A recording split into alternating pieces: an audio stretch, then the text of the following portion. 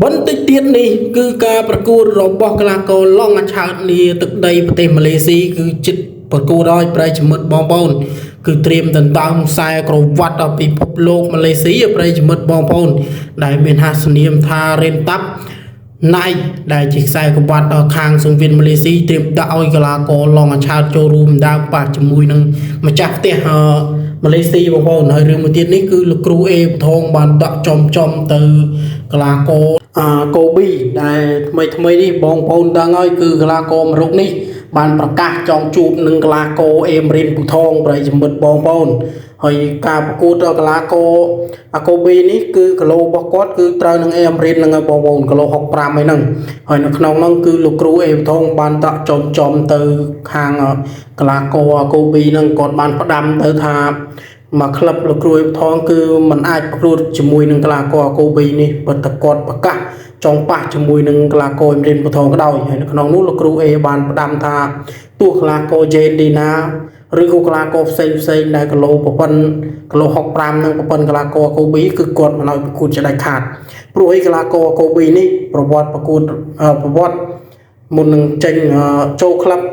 ថ្មីគឺប្រវត្តិក្លឹបចាស់គាត់គឺធ្លាប់នៅក្លឹបលោកគ្រូអេបថងអញ្ចឹងណាបងប្អូនគឺកីឡាករ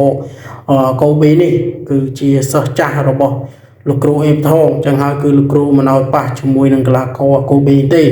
ព្រោះយ៉ាងណាក៏ប៉ះមិនបានដែរបងប្អូនព្រោះសមត្ថភាពនិយាយទៅគឺសមត្ថភាព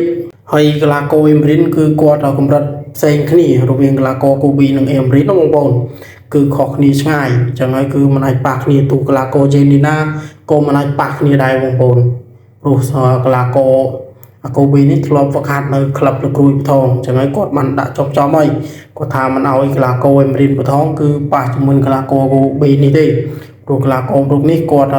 ថ្មីនេះបងប្អូនដឹងហើយតែងតែប្រកាសចង់ជួបនឹងអេមរិនបថងខ្លាំងតែនហើយលោកគ្រូអេក៏គាត់បានផ្ដាំតែប៉ុណ្្នឹងឯងបងប្អូនគាត់ថាមិនឲ្យប៉ះទាំងក្លឹបរបស់គាត់មិនថាសិស្សណាក៏ដោយហើយរឿងមួយទៀតនេះគឺកីឡាករឡង់អាឆើតវីនដើមខ្សែក្រវ៉ាត់រ៉េនតាប់ហ្វាន់ណារ៉េនតាប់ណៃដែលជាខ្សែក្រវ៉ាត់នាប្រទេសម៉ាឡេស៊ីហើយកីឡាករឡង់អាឆើតត្រូវតទល់ជាមួយនឹងម្ចាស់ផ្ទះជើងខ្លាំងរបស់ម៉ាឡេស៊ីវីនដើមខ្សែក្រវ៉ាត់សងវៀនគេនឹងឯងបងប្អូនហើយកីឡាករឡង់អាឆើតគឺត្រៀមប្រកួតចាប់ពីវេលាម៉ោង10:10ហ្នឹងទៅបងប្អូនគឺយោងតាមអេដមីនគាត់បោះ